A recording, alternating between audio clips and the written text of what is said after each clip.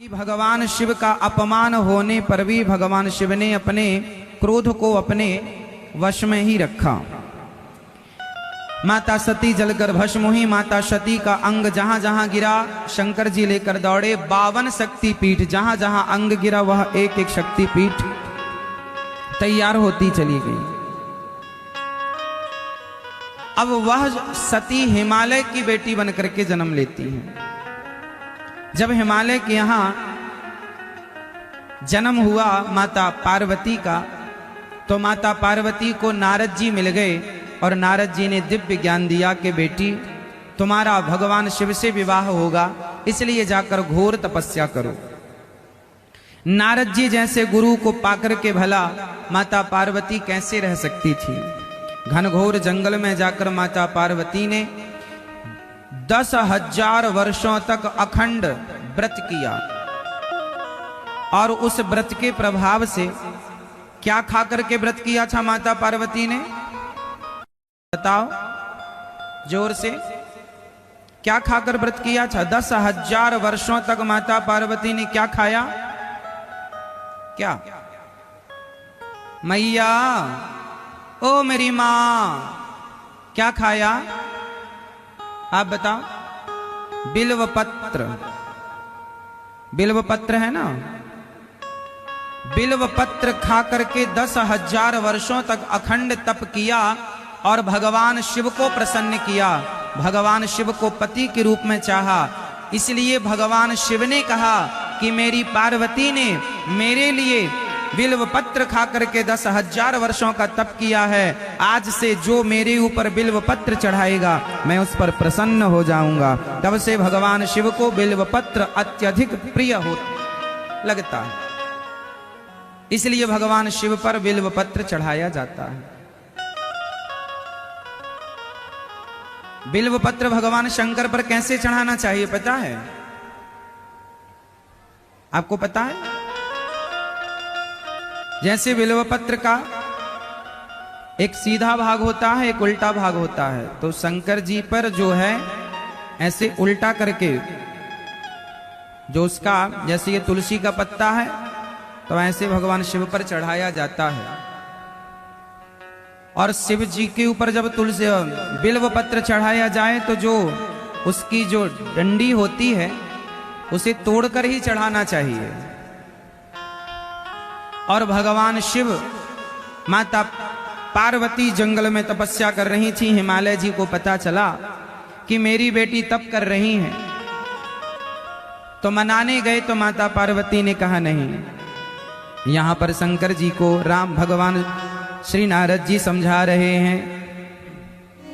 तप बल रचाई प्रपंच विधाता, तप बल विष्णु सकल जग त्राता, तप बल शंभु करहि संहारा, तप बल शेषु धरहि महि भारा, तप आधार सब सृष्टि भवानी, करहि जाए तप अस जिय जाए। अब शंकर जी को पति के रूप में चाह रही हैं और यहां शंकर जी ध्यान मग्न बैठे हैं। तारकासुर नाम का एक दैत्य ऊधम मचा रहा है और शंकर जी ध्यान मग्न बैठे हैं।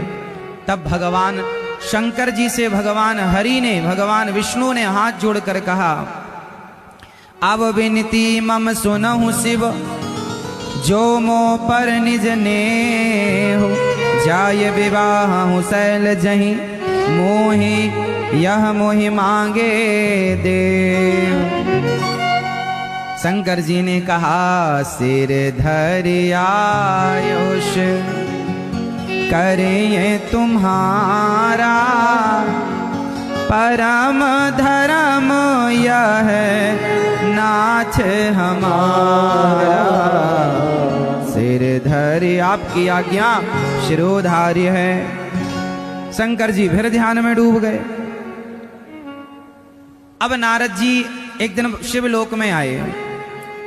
4 संत आए, सनक, सनंदन, सनातन, सनत कुमार, ऋषिगण आए। उन ऋषियों से जाकर के भगवान शिव ने कहा कि देखो, भगवान की आज्ञा है कि मैं विवाह कर लूं, पर मैं विवाह करूं किससे? ऋषियों ने कहा पार्वती जी से आप विवाह करो। तो शंकर जी ने कहा मैं विवाह तो कर लूं, पर जाकर देखो कि वो मुझे चाहती हैं कि नहीं। तो संत लोग गए, अब माता पार्वती से परीक्षा लेने गए। अब क्या परीक्षा ले रहे हैं? पार्वती जी से कह रहे हैं संत लोग कि सुनो पार्वती जी, हम आपका विवाह भगवान विष्णु से कराए देते हैं। शंकर जी को तो मृगछाला, भभूति, भस्मी रमाए घूमते हो, कोई बहुत ज्यादा वीआईपी नहीं है।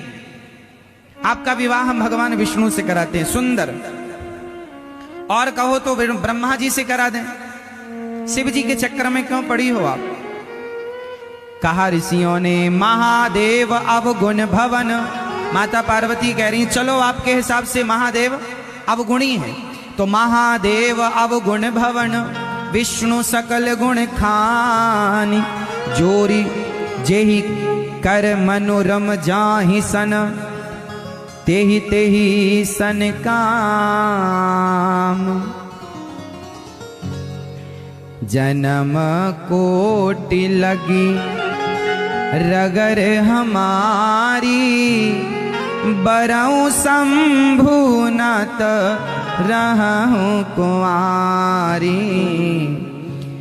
हे ऋषियों, आप वैसे तो ठीक कह रहे हो कि शंकर जी में कोई गुण नहीं है, पर क्या करें, भले उनमें गुण ना हो, फिर भी हम विवाह तो शिव जी से ही करेंगे, हमारा संकल्प पक्का। अब माता पार्वती के संकल्प को ऋषियों ने देखा तो कहा कि ठीक है, हे भोलेनाथ, वो आपके योग्य हैं, वो आपसे ही विवाह करना चाहती हैं और कोई नहीं चाहिए उन्हें।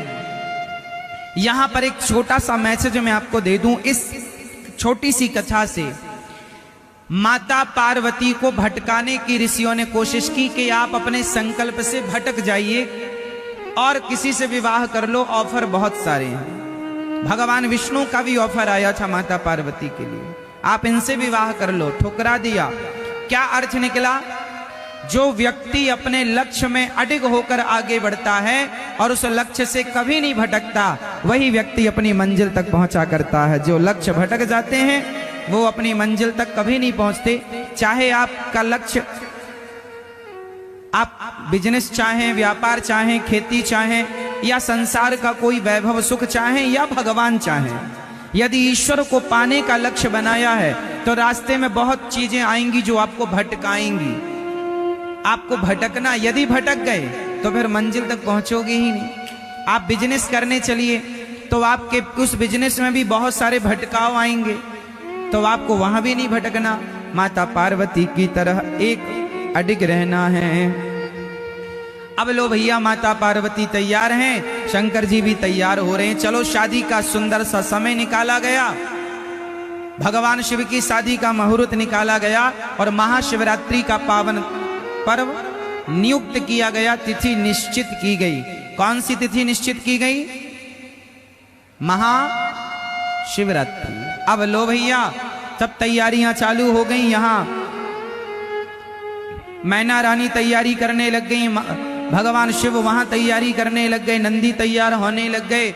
यहाँ सारे देवी देवताओं को खबर दी गई, पत्रिका दी गई और सारे लोगों को निमंत्रण दिया गया कि शिव जी की बारात में चलना है, चलना है, चलना है। अब जब बारात का समय नजदीक आया, विवाह का समय नजदीक आया, तो भगवान शंकर के लिए लोग आए कि चलो प्रभु आपका श्रृंगार कर दें। शंकर जी बोले कहाँ से आए हो? बोले हम आए हैं, भगवान विष्णु ने भेजा है आपका श्रृंगार करने के लिए। नाना, श्रृंगार तो हमारा हम खुद कर लेंगे। अब गण जन श्रृंगार कर रहे हैं, कैसा? शिव ही शंभु गण करहि श्रृंगारा, जटा मुकुट अहि मारो सवारा, कुंडल कंकण पहिरे ब्याला, तन विभूति धोती पट के हर छाला। कितना सुंदर श्रृंगार।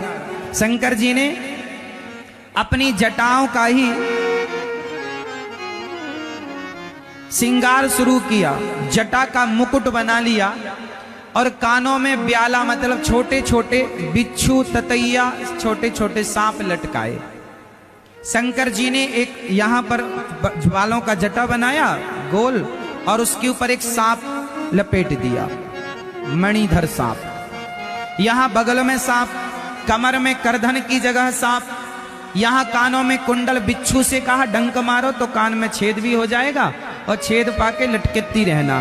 बिच्छू लटकाए भगवान शंकर कानों में और चल रहे हैं। और भूति पाउडर वाउडर नहीं, भस्मी रमा रहे हैं शंकर जी।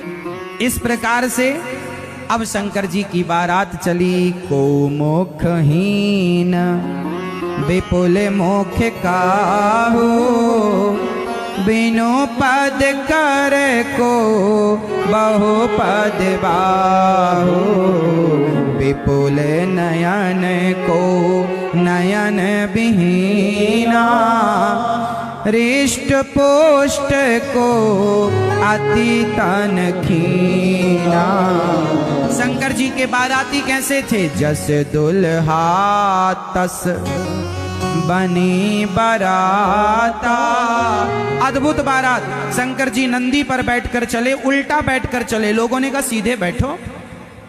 शंकर जी बोले कि हम उल्टा इसलिए बैठे हैं नंदी पर, हमारी बारात में कौन कौन नाच रहा है, सीधे बैठेंगे मुंह आगे रहेगा तो पीछे नाच कौन रहा पता कैसे लगेगा, इसलिए उल्टा होके बैठे। कौन कौन नाच रहा हम भी तो देखे हमारे ब्याह में। आप लोग घोड़े में सीधे बैठ जाते हैं, पीछे कौन नाच रहा है, तुम्हारा फूफा नाच रहा है कि जीजा नाच रहा है, पता ही नहीं चलता। इसलिए शंकर जी उलट कर बैठे। उलट कर बैठने का अर्थ क्या है? कहां जा रहे हैं शंकर जी? विवाह करने। बोलो हाँ। कहां जा रहे हैं शंकर जी? विवाह करने। और बैठे कैसे हैं? उलट कर। क्या संदेश है? क्या सीख रहे हो आप? क्या शिक्षा मिल रही है? शिक्षा ये मिली कि शंकर जी जा रहे हैं विवाह करने पर उलट कर बैठे हैं। मतलब समाज को ये संदेश दे रहे हैं कि सुनो दुनिया वालों, हम विवाह कर तो रहे हैं पर काम की प्रेरणा से नहीं, प्रभु राम की प्रेरणा से हम विवाह कर रहे हैं। हम तो उलट कर बैठे हैं। उलट गए मतलब काम। आप लोग विवाह किसके लिए करते हैं? अपनी काम वासना की पूर्ति के लिए, काम के लिए विवाह लोग करते हैं। जबकि शंकर जी ने विवाह किया तो काम की प्रेरणा से नहीं, राम की प्रेरणा से विवाह किया। शंकर जी चले। अब दुल्हा बड़े सुंदर शंकर जी के आगे आगे भगवान विष्णु लेकर जा रहे हैं अपना लोगों को आगे। इंद्र चल रहे हैं, स्वर्ग के राजा इंद्र भगवान विष्णु, और वहां ब्रह्मा जी चल रहे हैं। मैना रानी दीपक लिए खड़ी हैं, दुल्हा आए तो बढ़िया द्वार चार होएगा। अब जैसे ही भगवान विष्णु सबसे आगे थे, वाह मैना रानी बड़ी प्रसन्न हुई, बढ़िया सुंदर दुल्हा, आओ आरती उतारने लगी। भगवान विष्णु बोले नहीं हम तो बाराती हैं। मैया बोली हे भगवान बाराती इतने सुंदर हैं तो दुल्हा कितना सुंदर होगा, आओ आओ बैठो। तो वहां बिठाया। फिर ब्रह्मा जी आए। मैया घबराई, राम राम मेरी छोरी को चार मुंह वाला दुल्हा मिला। नहीं माँ हम तो दुल्हा नहीं, हम बाराती हैं। बाराती हो ठीक। माता को तसल्ली आई। अब इंद्र आए। इंद्र भी बड़े सुंदर, देवराज इंद्र।